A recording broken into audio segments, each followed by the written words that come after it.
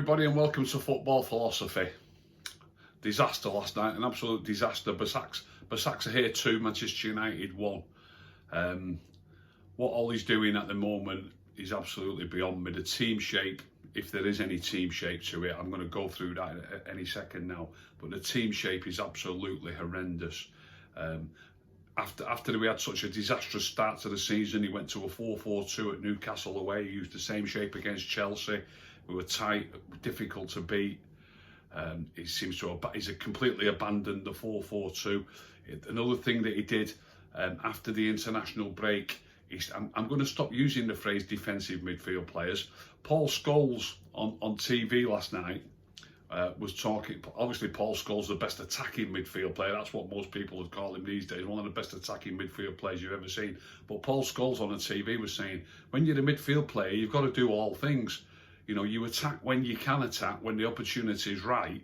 But when the opposition have got the ball, it's your job to be behind the ball and be in position to repel their attacks. You don't necessarily have to be great at winning the ball or winning tackles, but you need to be in position so the shape's right, so that they get forced around the field or they get forced backwards. You just need to get the shape right. So Paul Scholes was basically saying that really he was aiming to point out that we haven't got enough players who are doing the job properly. So the players that do get behind the ball quickly and do keep the team shape right, I've banged on since it was going badly against Spurs and against Palace when we had 5 attacking players in the lineup, which is far too many, and only 1 defensive player in the front 6. Obviously you've got a back 4, 1 defensive minded player in the front 6, or as I've just said, 1 proper midfield players. The rest are all attacking players. So I've said this numerous times, and he abandoned this last night, and he's stuck with it. Since the international break, he's stuck with it, but then last night he abandoned it. He's got to play 2 of these 3 players. Scott McTominay, Nemanja Matic and Fred. 2 of those 3 players have got to play, and that's what's been happening since the international break up until last night. Last night was the first time since Spurs at home when they beat us 6-1, that we've only used 1 of those players. Those 3 players are the players who take the defensive duties at least as seriously, if not more seriously, than their attacking duties. 2 of those players have got to play. He abandoned that last night. So what was the shape last night? I can't put my finger on it. It was a mishmash. It was a mixture of different things. I think, well, obviously Matic was playing as a central midfield player. Van der Beek had been designated to play next to Matic as a central midfield player, which is more of an attacking player. He was due a game, but without a doubt Van der Beek's got to get a game. But all he needs to realise that it's him and Bruno Fernandes. It's not both, it's one or the other. I've said this before, he's shoehorning players into the team, into positions that, look, Van der Beek's okay as a central midfield player. As a number 10, he's excellent. He's not going to be like Fred. He's not going to be like Scott McTominay, where he's steaming into tackles and repelling their attacks time and time again. He's going to be more reactive rather than proactive. He's going to be forward of the ball, and when they get the ball and they're breaking, he'll be chasing back. Scott McTominay, Fred and Matic, they won't often be found chasing back because they don't go forward. They don't go forward as much. So as much as Van der Beek can do a decent job in that position, it's not his natural position and it leaves you short. I don't always agree. I don't like really quoting commentators because they say so many things that are wrong, but occasionally they get something that are right. And the co-commentator last night, Martin Keown, he said at one point, United are so exposed at the back because they're not leaving enough bodies back. That's what he said. And when he said not leaving enough bodies back, obviously the defenders are back. What he's inferring is a big hole just in front of the defence with probably only Nemanja Matic in it at times. I felt sorry for Nemanja Matic because obviously 2 of those 3 players have to play. The last time we played with 1, when you're doing that job on your own, it's a thankless task, it's a struggle. The last time we started a game with only 1 of those players was Spurs. And it wasn't McTominay who started the game on his own. It wasn't Fred who started the game on his own. It was Matic who started the game on his own. Last night was the first time that we've only started with one of those three players since that day. And again, it's Matic who started. Fred didn't start, McTominay didn't start. I don't know if Ollie's got something in his mind that Matic can do the job that those two can do. He uses both of them when he's using McTominay and Fred. When he played Matic a couple of times there, Spurs, and then last night, it's only Matic. If he thinks Matic can do the job that both of those players can do, he better play him every time, but still stick one of them with him. My blood's absolutely boiling. So it's back to the team shape. So obviously Matic is there in central midfield. Van der Beek's in central midfield. When we were playing 4-4-2 at Newcastle and against Chelsea, excuse me, when we were playing 4-4-2, we had Juan Mata on the right and we had Dan James on the left. That's a natural forward across. You've got your four defenders, you've got your four midfield players. They move up and down the pitch in tandem, and when the opposition have got the ball, they move across the pitch, and they're like that. It's natural way that a 4-4-2 works, both attacking wise, offensive wise, and defensive wise. You stay in line, and then you've got your number 10 and your number 9, or even two strikers if you want. So, with Juan Mata playing last night, he played on the right-hand side. He is more of an attacking player, but he's an intelligent player. He knows to get behind the ball as soon as they get the ball. By the way, he was in his defensive shape where he got robbed of the ball and they scored.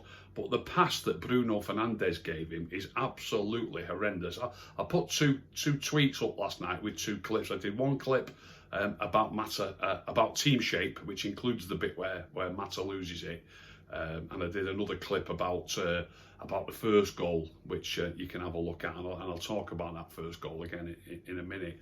But when Mata loses that ball, you can see exactly where Mata is on the field. He's in the position that he naturally operates in when we're playing 4-4-2. Bruno puts a ball up inexplicably about, I don't know, 20 feet up in the air. It's over Matic's head. He's got a turn. He hasn't actually got a turn because he's just coming back anyway. He was coming back hoping that he was going to receive a ball to feet from Van der Beek. But Van der Beek chose to give it to Bruno's feet instead. So Mata was already coming towards the ball, i.e. towards his own goal. But Bruno, inexplicably, kicks the ball up in the air. It's on the floor when it comes to him from Van der Beek. It's absolutely astonishing what he does. He kicks it up in the air and it's travelling back. It's not travelling quickly, but it's travelling back towards our goal. Mata's got to chase it back towards his own goal. He's looking up in the air. It's coming over his shoulder. When you see people score goals like this, where the ball's coming over the shoulder, you'll hear commentators say, "Oh, what a fantastic goal! He's had to watch that come over his shoulder." It's not an easy thing to do. You know, Mata makes a half decent fist of it. He doesn't know someone's bearing down on him. And it's just a shocking situation. But getting back to the team shape, you've got your back four, you've got Matic, you've got Van der Beek, then you've got Juan Mata playing in the natural position that he plays in when he's told to play on the right. But this only works if you're playing 4-4-2 because they move across the park together. You'll see on the Twitter clip, the lad who scores the goal in the end is on the far side of the field when Mata miscontrols that ball. But he's on that far side of the field, but there's no other player on that left-hand side. There's no Dan James there or whoever might be playing in that, who should be playing in that role. He's got the freedom of the pitch to run forward. The ball comes across and obviously he smashes it in. You need four players across the field. That is what you need.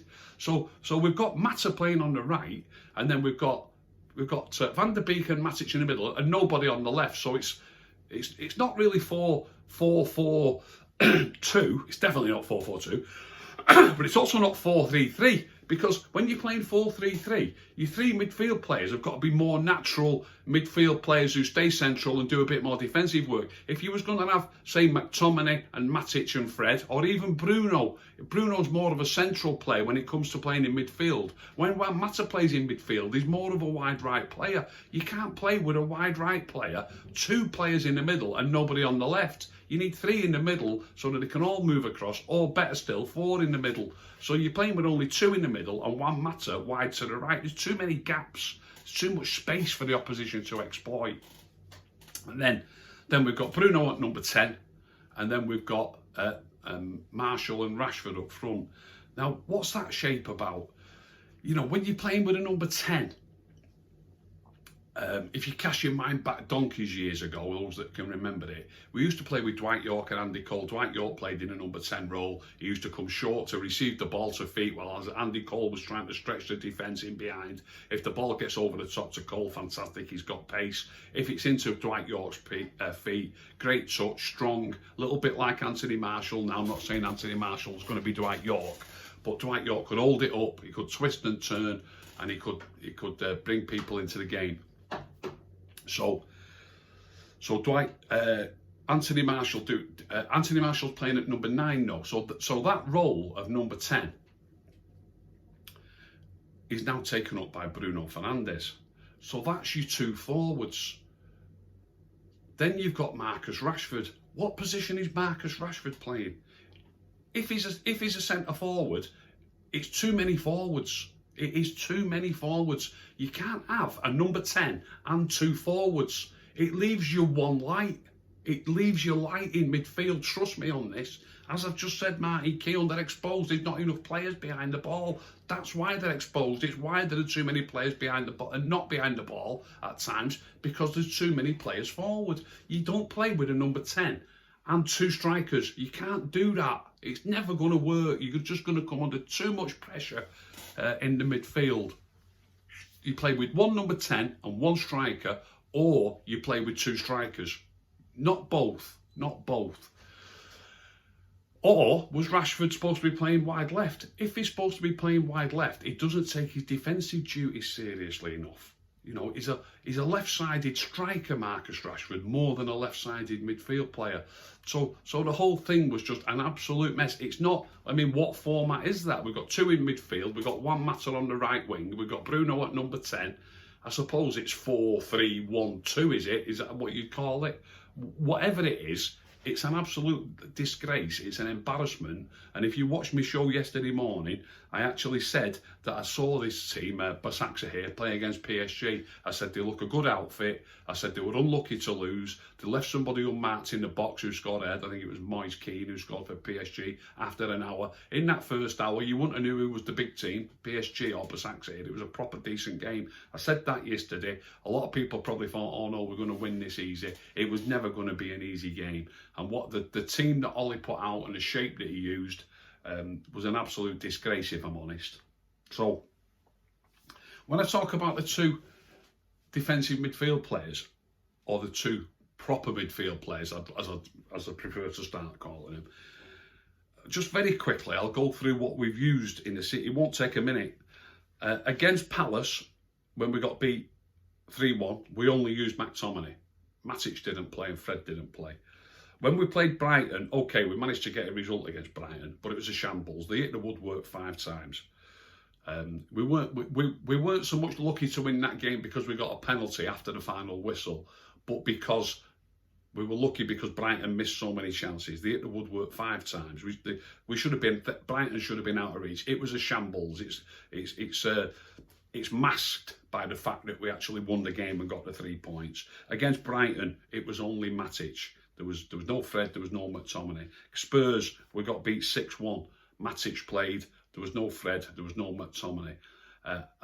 Make no mistake, by the way, Anthony Marshall got sent off in that game. We were 2-1 down at the time. It already should have been 4. Spurs were all over us in that game. They were all over us because, again, as we had in the first 3 games, too many players ahead of the ball. In those early games, we had Greenwood up top, we had Marshall, we had Rashford, we had Bruno behind him, far too many players up the field. We had Matic and Pogba in the middle, but even Pogba plays a little bit further than Matic. Matic was left alone. Had it been McTominay who would have been playing that day instead of Matic, it would have been him who was struggling. If it had been Fred, it would have been him who was struggling. The actual player who it is doesn't really matter that much. It's about having more than one player who's got defensive nous. That's what it's about.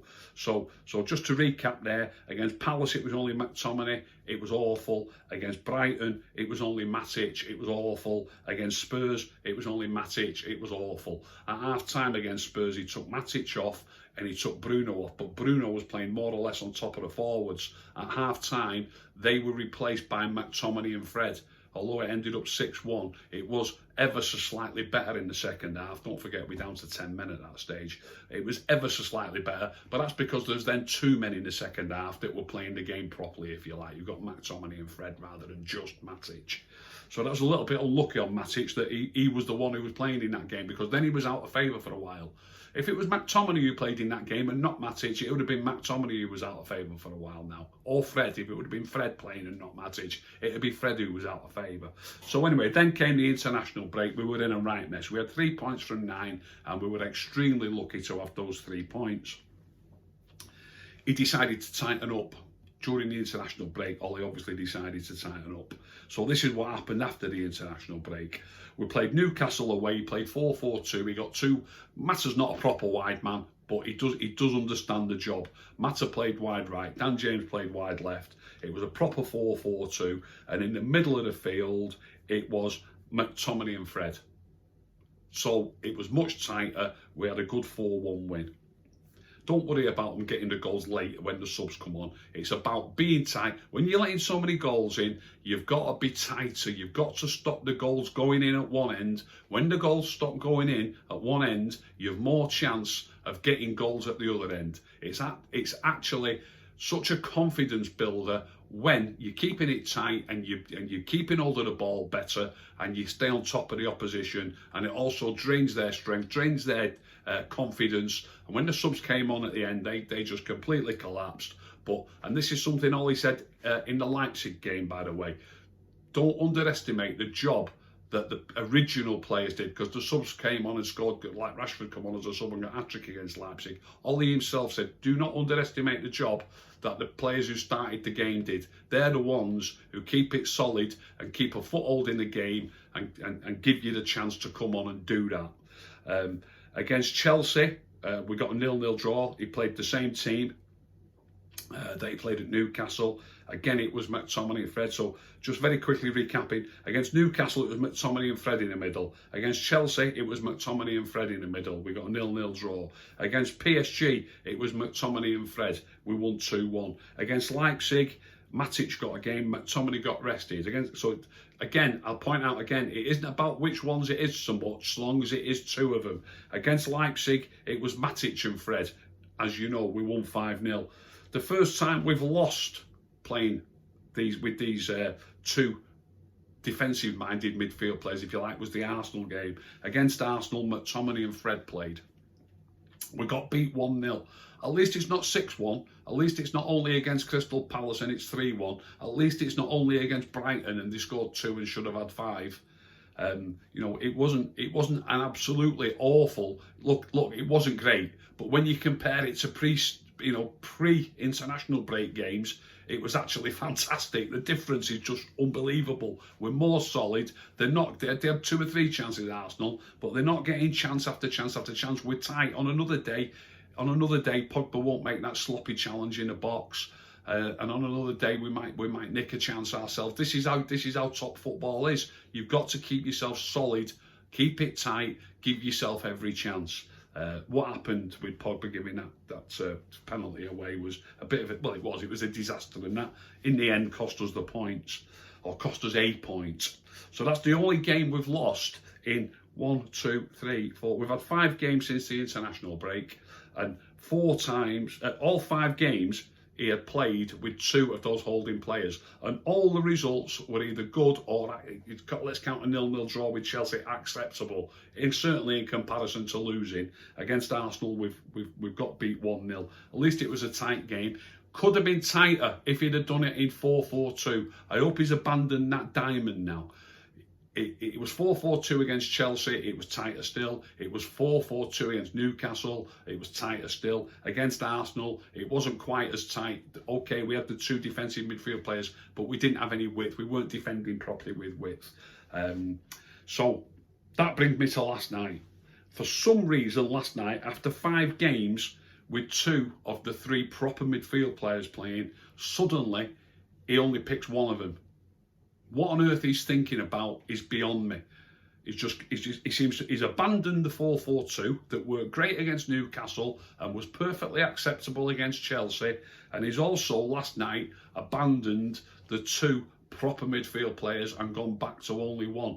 My heart bleeds for Nemanja Matic. The last time we only played with one, it was against Spurs, and it was Matic. Why wasn't it McTominay or Fred that day? Last night we only played with one, and it's the first time since Spurs that we only played with one, and it's Matic again. Why ain't it McTominay or Fred playing? Not that it'd be any better, by the way. You can't do the role on your own. You really can't. So that's why it was a disaster. The actual team shape, I don't even know what it was. I can't even say what it was, really. Like I say, 3 midfield players, but one of them wide on the right. If you could play with only three midfield players, you need them all tucked in a little bit more. It's just an absolute shambles. It's okay playing 4-4-2 and having wide players, but when you're playing with 3 midfield players, if it was, I don't know if it was supposed to be 3 midfield players, it's hard to tell. But if it was, you need 3 players who are tucked in a little bit more. You can't play with 3 midfield players and one of them's a winger. It's just an absolute shambles. Where he's going to go from there for the game at Goodison, I really don't know.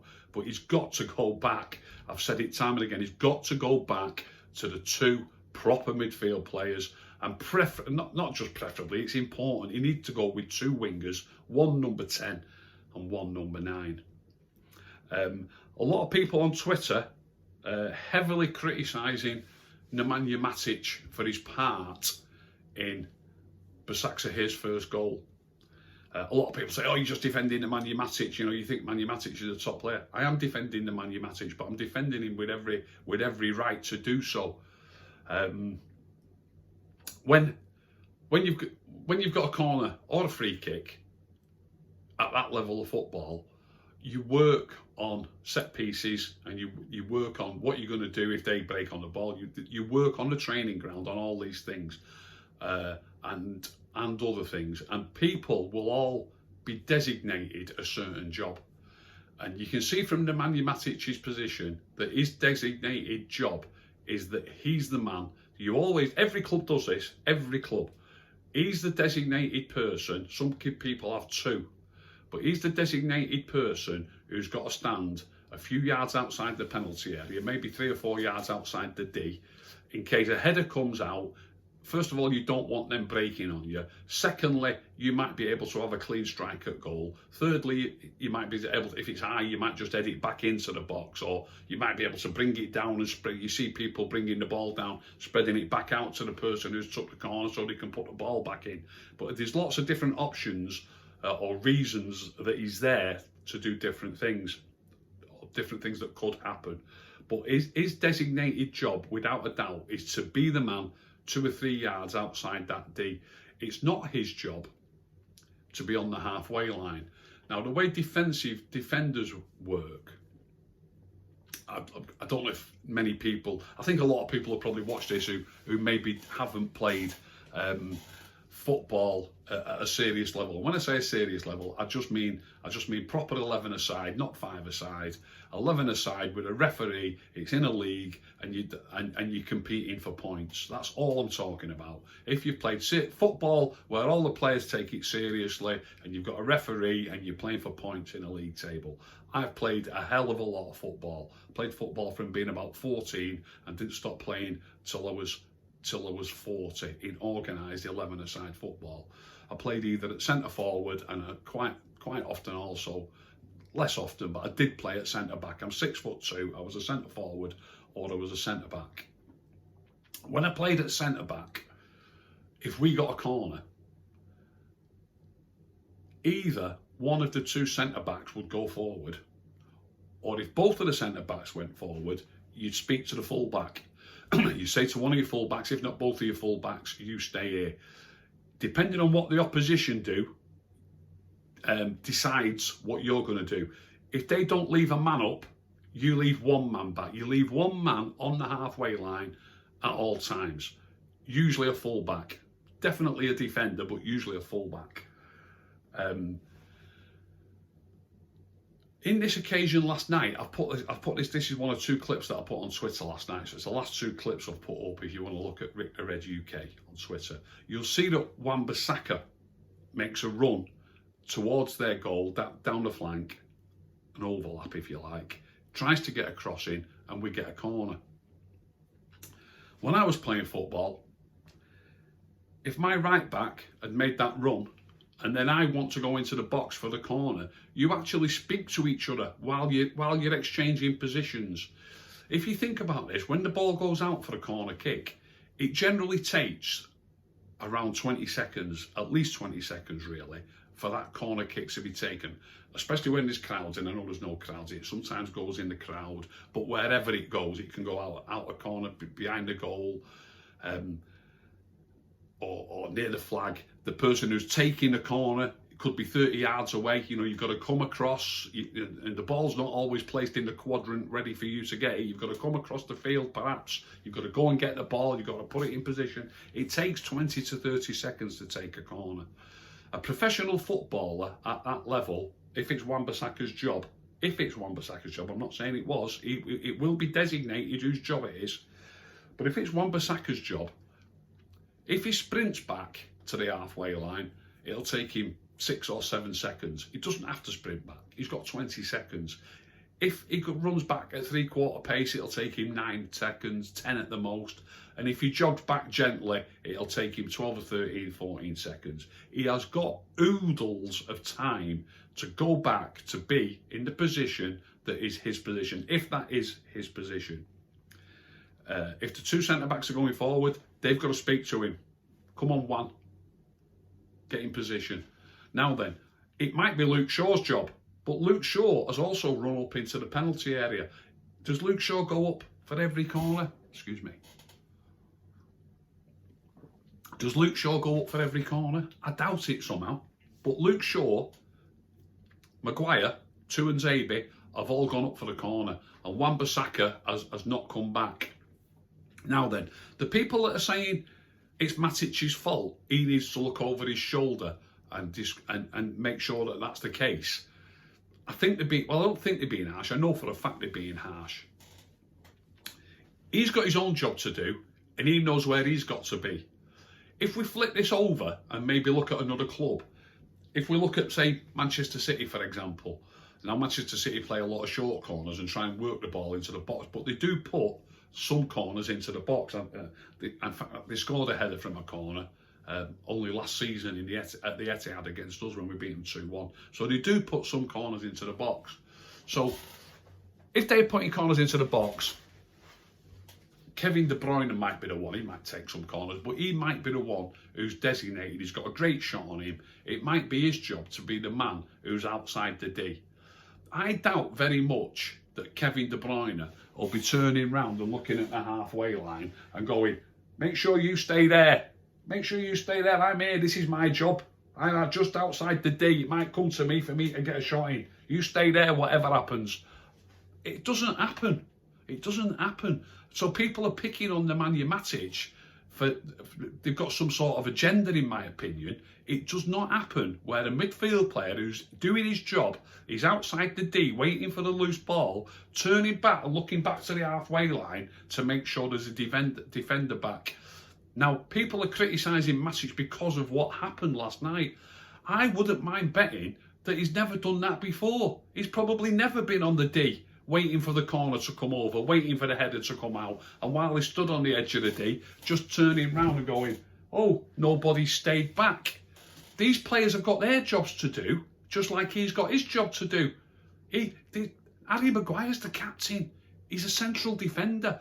If you're a central defender without being the captain, you don't go running forward without making sure somebody stays at home.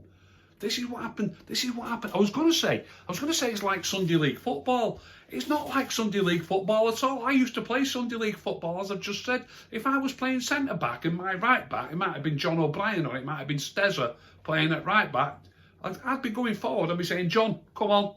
Or if it was Stez, come on, get back. I'm going up. Then I'm playing next to Big Terry. If Big Terry's going up and I'm going up, we're going to make sure that we've got 2 against 1. In Sunday League football, they nearly always leave 1 up. At the top level, if you look at last night's game, Demba Ba was back, by the way. They had 11 men back in their own box when the corner was ready to take. At that point, we should have 1 man on the halfway line. Surely it should be Wan-Bissaka or Luke Shaw, and it's not the job of the midfield player who's on the D to look behind himself and say, you stay there, I'm here. So it's not his fault at all, and the slating that he's getting for it is completely wide of the mark. Completely wide of the mark. The defender's job to make sure that somebody stays at home. And as I've just said, even in Sunday League football, Sunday League footballers, defenders, they make sure that somebody stays on the halfway line. You keep one back if they don't leave a man up. If they leave one man up, you keep two men back. And in general, it'll be the two full backs, because your centre backs, being taller, are usually the ones that go up into the box. So that's that off my chest. It's an absolute disgrace, the slating that Matic is getting, and the squad, as I've just meant, the shape that we played last night was absolutely horrendous. Ollie's got to get that right. I mean, I said yesterday that he must get a result. Didn't get a result. You know, it's not good enough. Even a draw. If we'd drawn, people would be saying it's not good enough, and we've actually got beat. He's got to go back to 4-4-2 at Goodison Park. He's got to go back. He's only not done it once. What's he gone with it with only one solid midfield player for? He's got to go back to two of those three players. And I'll tell you why he's done it. There's pressure on him. There's pressure on him to give Van der Beek game time. And I understand that. And he also subbed Van der Beek last night, by the way. He was the pick of our players. I don't care what anyone says. Without a shadow of a doubt, he was moving that ball around beautifully, Van der Beek, last night. And he was nicking it back, and he was giving simple passes, and we were keeping pressure on. Our best football revolved around Van der Beek last night. And Bruno, by the way, there's stats on there. I don't always go off stats, but you can't be 34 times is the stat that's going around. He gave the ball away 34 times, once every 3 minutes, 17 times in each half. Some people think, well, you've got to keep trying things. You haven't got to keep trying things. You've got to get the ball on the floor and pass it like the ball that he gives Juan Mata that leads to a goal. Get the ball on the floor. In fact, I'm going to put two clips up shortly. I'll just title them Clip A and Clip B. In Clip A, you'll see a ball played to Juan Mata's feet with two just inside, a very similar position except in the inside left channel, just inside their half, probably 10 yards inside their half, a similar position to where Bruno was when he received that ball. And there's two players really bearing down on Mata. It's a bouncing ball. It's not an easy one to take. And if you look at it, it also comes to his weaker foot, his right foot. He kills it, and he protects the ball. He gets his body between the two men that are on him, and his body between them and the ball. He protects the ball. He manages to wriggle out of the situation and then find a teammate with the pass. It's an absolute magician at work. Have a look at the clip. It'll be just called Clip A. Then I'm going to put up Clip B, and you'll see Van der Beek giving the ball to Bruno, and Bruno is not quite as tightly marked as Mata is in Clip A. And what does Bruno do? He doesn't even take a touch. He just kicks it up in the air. And Mata has to chase it back, tries to get it down. They end up scoring. I've got to say, not just that, but look, there's no two ways about it. Bruno was a disgrace last night. Too many long balls, too many sloppy balls, slack passing, and the ball that he gives Juan Mata there. And these two things, by the way, they're about a minute or 90 seconds apart. Beautiful play by Juan Mata under pressure in a very similar situation, and then Bruno under slightly less pressure kicks it up in the air. Have a look at Clip A and Clip B on Twitter. They'll be up there within the hour. He's got to go 4-4-2. If he doesn't go 4-4-2 Sunday, if he plays only one of those two holding players, if he goes with Pogba, Bruno, it seems to be his go-to team. If he plays with Pogba, Bruno, Greenwood, Martial and Rashford, I'll be absolutely stunned if United don't lose that game. I'll be stunned. He's got to go more solidly. I hope you've enjoyed the show. That's it for this morning. If you did enjoy it, tell all your friends. If you didn't, keep stum.